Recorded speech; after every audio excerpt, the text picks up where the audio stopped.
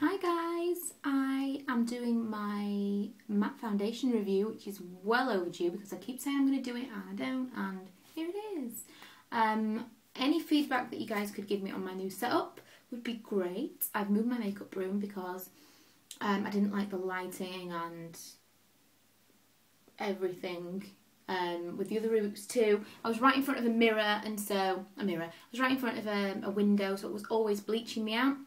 I didn't like what things was behind me and blah blah blah. So yeah, tell me what you think. I have now put kind of spotlights up as well, so I could do this. I mean, this is midday now, but it's still quite dark in this room, so I'm going to be using these spotlights. So tell me what you think, and any feedback would be welcome and appreciated. Okay, so I'm going to get straight to it. The reason that it's so overdue is because I had to wear these obviously for a couple of days each. I kind of tried to spread it out, so like one day review it, say a week of trying other things, and then review the other one again, just to come back to it and see if I could do something differently to make it work. So I've got lots and lots and lots of post-its with reviews and little things on. So it might be a little bit, I don't know, might not flow very well, but I'm going to try. Okay, I will start with the first one here, which is NYC Natural Matte. Now, I tried this first, and I quite liked it. And that was kind of before I was doing the reviews and stuff. So I tried it once, I was like, oh yeah, that's quite good for a budget product. However, when I came to review it afterwards, let me just check my notes. Yeah, I think it was kind of like after using it for a few days, I then realised that there was an issue. So those of you that tried this before, some of you might have liked it, some of you might not have, but it made my skin really, really dry and flaky. I do remember the first day thinking, oh, this is quite good, but then the second day, it kind of sinks into your pores, so it is a good coverage, it is quite thick, but because of that, rather than going patchy like some of them do, it sinks into your pores and it makes your skin really dry. So this wasn't really very good for me, and it did break me out, so I wouldn't recommend this. It was a really nice colour match, and for the price, some of you, it might still be worth trying.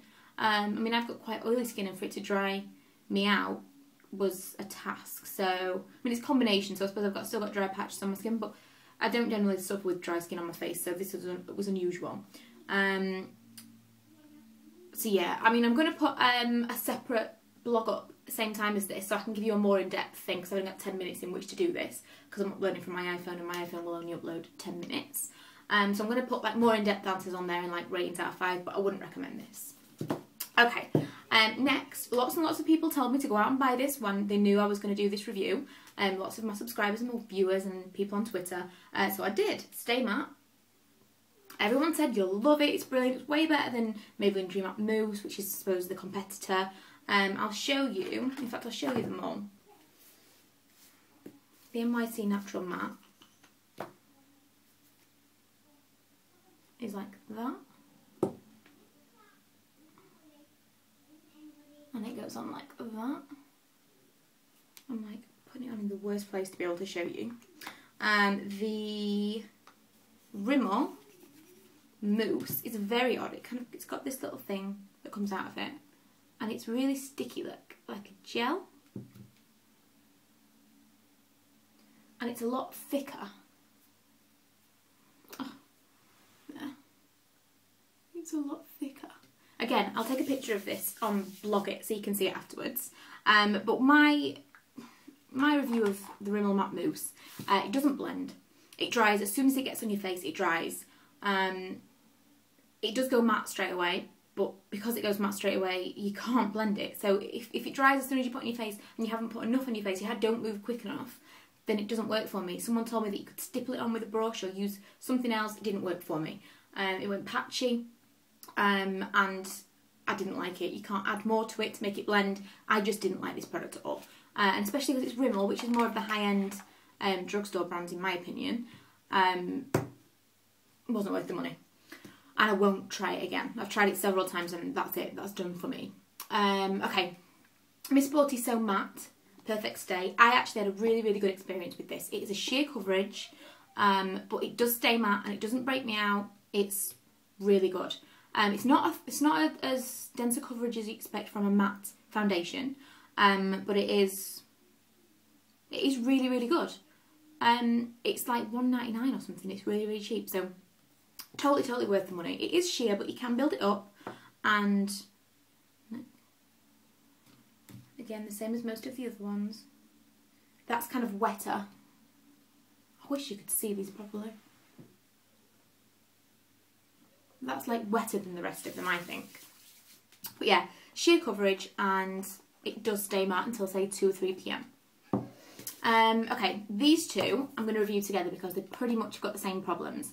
Too True, which is called Smooth Matte Foundation, oil free, and Natural Collection Shine Away Foundation.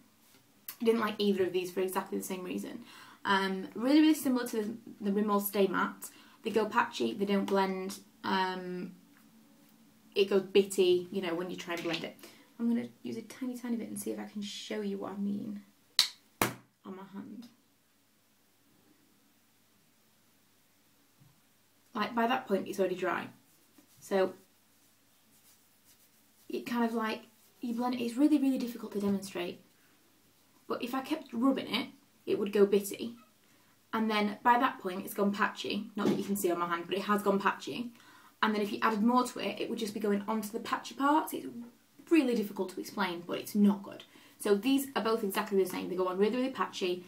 Neither of these I've actually managed to put on my face to go out for a day at all.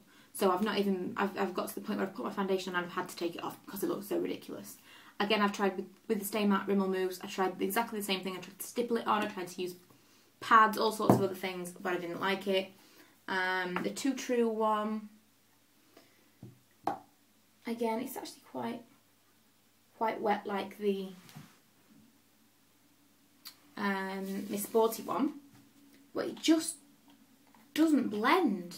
I don't know what it is. The Natural Collection one by far was the worst of all the ones that I tried. 100% was the worst. It was the worst to blend. You see, it's a lot thicker. Oh, you can't. I don't know why I'm asking you if you can see, because I know you can't see, but it was the thickest, it didn't blend, it went patchy, it was horrible. This is the one that absolutely I would recommend nobody buys. And I know that other people disagree with me, but you're wrong. It's horrible.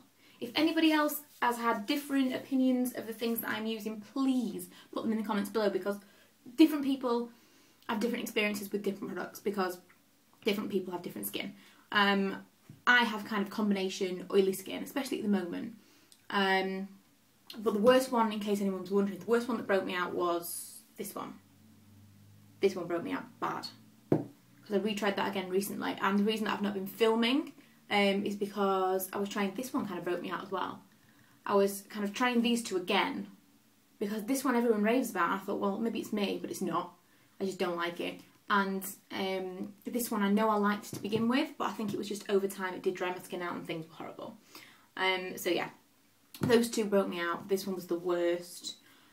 This one was sheer coverage, but it was a really, really good buy for the money, and it did stay matte. This is horrible, the worst, and this is not very good either. That again is like £1.99, but it's not worth £1.99. Okay, so I get to the winner, which I'm sure all of you know what is coming up because I've talked about it in other videos anyway, but I was intrigued as to whether or not this would end up being the winner, because I really wanted to find a matte foundation that I really, really liked. So, Maybelline Dream Matte Mousse. It's unlike any other foundation. It's a mousse. So it goes on, it's kind of like liquid powder. So it goes on like this. Completely different to anything else. It goes on like this. It blends really well, and as you're blending it, it kind of just turns into powder and it's just gone. Amazing. I don't find that it sinks into my pores. It doesn't go patchy. It lasts maybe till 4 o'clock and then it goes a bit glowy, but that's what I like, and it's the best. Now I am running out of time.